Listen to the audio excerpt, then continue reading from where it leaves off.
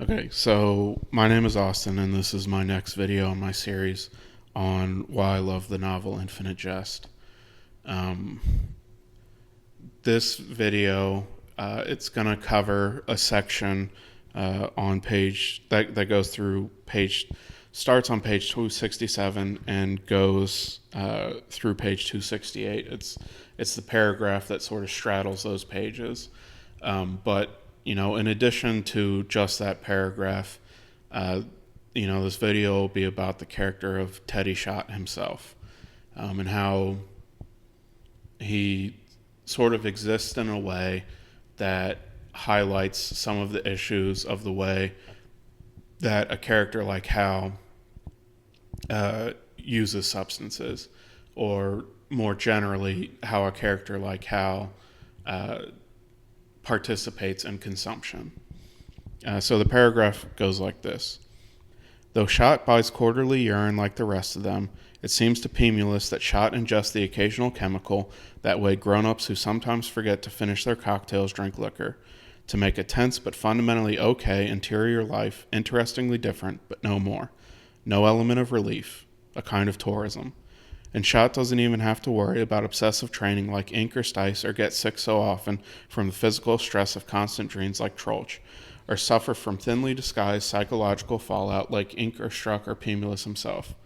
The way Pemulus and Troeltsch and Struck and Axford ingest substances and recover from substances, and have a whole jargony argot based around various substances, gives Schott the creeps, a bit. But since the knee injury broke and remade him at 16, he's learned to go his own interior way and let others go theirs.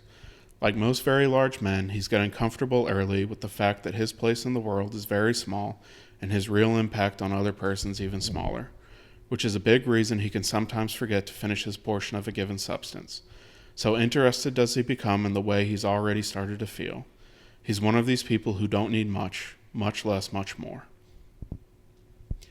So I would say overall the character of Teddy, who, I mean, he's not a major player in this book by any means.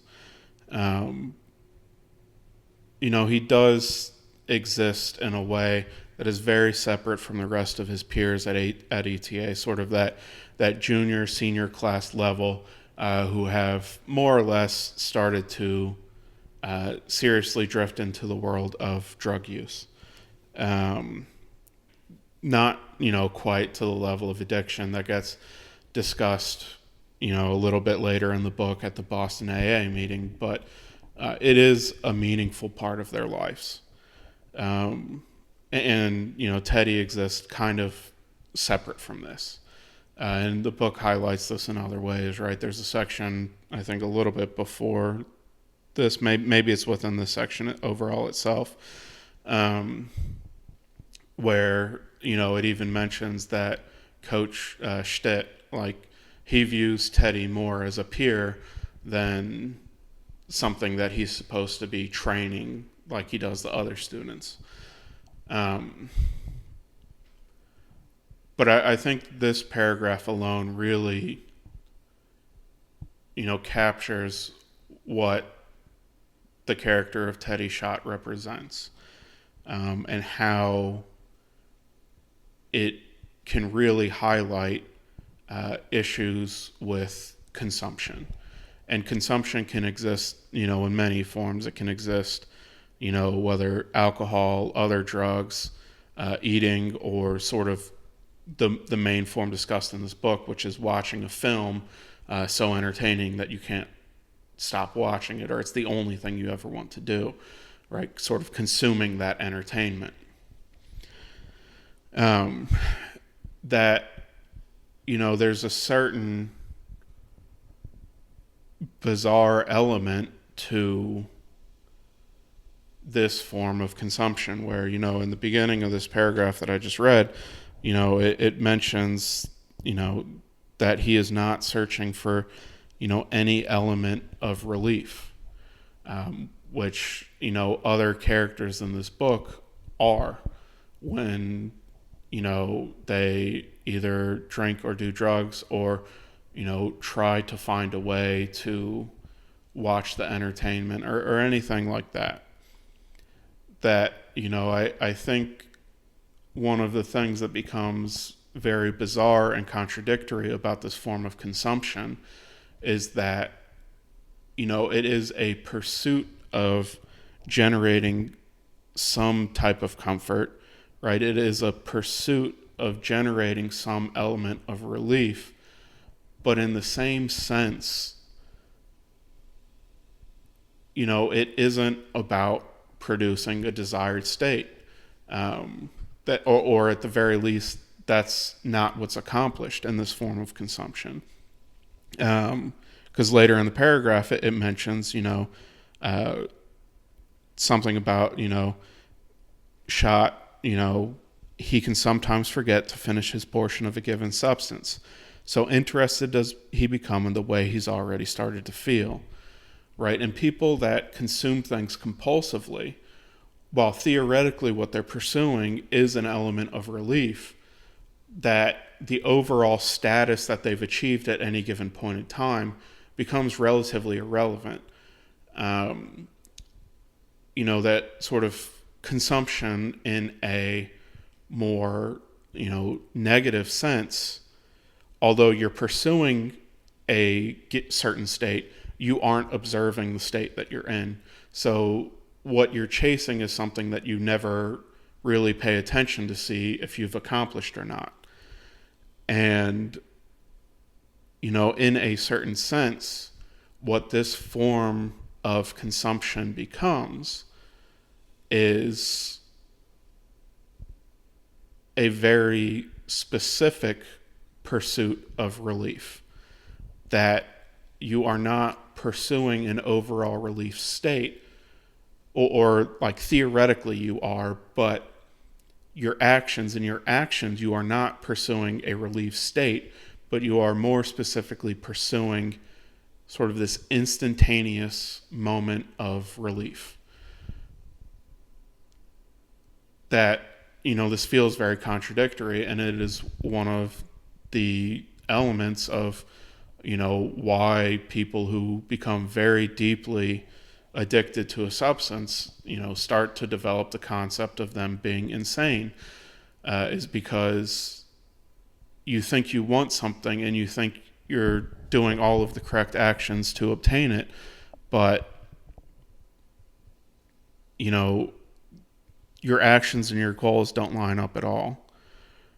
And a certain way of thinking about this is, and I mean, obviously I'm talking about fictional characters, and I cannot speak for, any other human being, but, the addiction and sort of compulsive consumption does not necessarily become about being drunk. It becomes about producing as many moments of instantaneous relief as possible. And, depending on what it is you are addicted to or what it is you are compulsively consuming, the instantaneous relief comes in the form of the next instant you are consuming a given substance. So, for example, with alcohol, what you become addicted to in a certain sense isn't necessarily the feeling of being drunk as it is the act of taking the next sip. Because as you are taking a drink of, any variety in that moment, there is a certain element of relief. And this is what sort of, people end up pursuing. I shouldn't speak in such broad terms. I can't speak for anyone else, but it's sort of that idea of that next moment of consumption is what people end up pursuing. That is the moment of relief that they get. And this is something that's, sort of discussed with Joelle later on about, how when she smokes crack, there's like this very high peak and crash down. And it sort of becomes, pursuing that peak, right? You are not trying to produce a given state. Because like I said, one of the things that makes Teddy different is because, He can sometimes forget to finish his portion of a given substance. So interested does he become in the way he's already started to feel.